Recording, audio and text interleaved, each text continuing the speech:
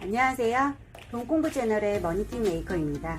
오늘의 돈공부는 돈의 흐름을 파악하는 데 있어 가장 중요한 금리에 대해 공부해 보도록 하겠습니다. 금리를 이해하기 시작하면 돈맥을 이해할 수 있기 때문에 리스크를 줄일 수 있는 투자처를 좀 더 정확하게 찾을 수 있습니다. 그럼 오늘의 돈공부 시작해 볼까요?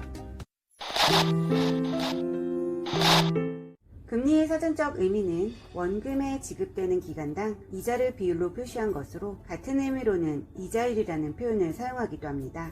금리는 경제활동과 물가에 영향을 주고 외국과의 금리 차이는 국가 간 자본이동에도 영향을 주기 때문에 환율에도 큰 영향을 미칩니다. 그래서 돈의 흐름은 언제나 상대적으로 많은 이자와 안전성이 높은 곳으로 흘러가게 되는데요. 금리는 돈을 빌리는 대가, 즉 이자를 말합니다.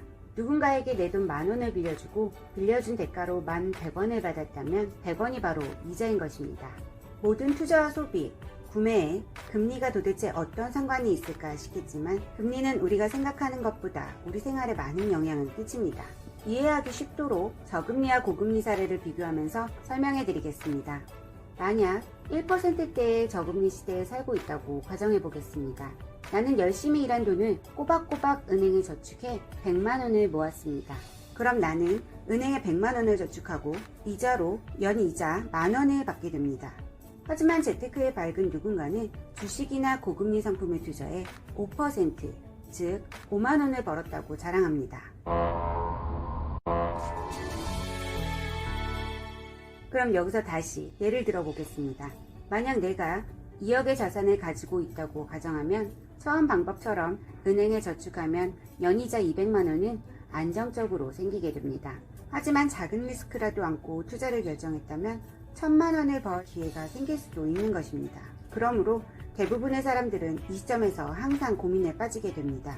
그 이유는 일반적으로 금리가 낮으면 내 예금이자도 낮아지지만 반대로 돈을 대출할 때 내는 이자도 낮아지기 때문입니다.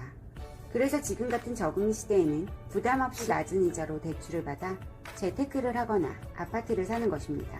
따라서 대부분의 사람들이 저금리 시대에는 저축을 줄이고 소비가 늘어날 수밖에 없습니다.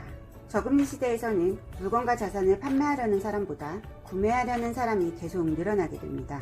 그렇게 되면 한정적인 물건을 사기 위해 너도 나도 물건을 비싸게 살 것이고 따라서 경기와 물가는 상승하게 됩니다.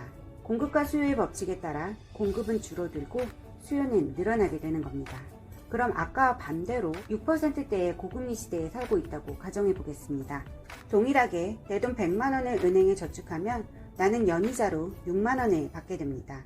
나의 대출 이자도 마찬가지인 상황일 테니 금리가 1%에서 6%로 올라간다면 나는 이제 이자를 내는 것이 부담스러워지기 시작합니다.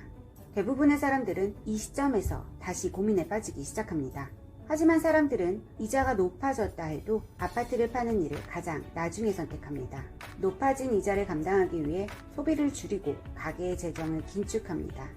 그리고 그 외에 생기는 여윳돈은 저축을 하기 시작합니다. 투자는 내 돈을 잃을 수도 있는 리스크를 안고서도 5%의 이자밖에 받지 못했지만 이제는 안전하게 저축만 해도 6%의 이자를 받을 수 있으니 저축을 하지 않을 이유가 전혀 없습니다. 대부분의 사람들은 같은 생각을 할 수밖에 없기 때문에 고금리 시대에는 저축은 늘어나고 소비는 줄어들게 됩니다. 이렇게 고금리 시대에는 물건과 자산을 판매하는 사람보다 구매하는 사람이 계속 줄어들고 있기 때문에 물건을 최대한 싸게 팔 수밖에 없습니다. 따라서 경기와 물가는 하락하게 됩니다. 공급과 수요의 법칙에 따라 공급은 늘어나고 수요는 줄어들게 됩니다. 두 가지 예를 드렸는데 어떤 생각을 하셨나요? 금리는 심리, 돈의 흐름, 즉 높은 수익률과 일맥상통하지 않나요? 금리의 상대성, 국가 간의 금리를 살펴보면 세계의 돈의 흐름도 알 수 있습니다. 그러면 마지막으로 예를 들어 보겠습니다. 만약 나에게 돈을 빌리려고 하는 회사가 두 곳이 있다고 가정해 보겠습니다. 한 곳은 대기업인 삼성이고 내 돈을 빌려주면 5%의 이자를 준다고 합니다. 다른 한 곳은 이름도 모르는 작은 회사로 돈을 빌려주는 대신 1%의 이자를 준다고 합니다. 여러분은 어디에 돈을 빌려주고 싶을까요? 물론 당연히 신뢰 높고 안정적인 대기업 삼성에 5%의 이자를 선택할 것입니다. 그렇다면 국가도 마찬가지입니다. 미국의 금리가 3%, 터키의 금리가 1%라고 가정한다면 어디에 투자를 하는 것이 더 안전하고 수익이 높을까요? 망설일 것 없이 미국의 돈을 빌려주는 것이 가장 현명한 방법입니다.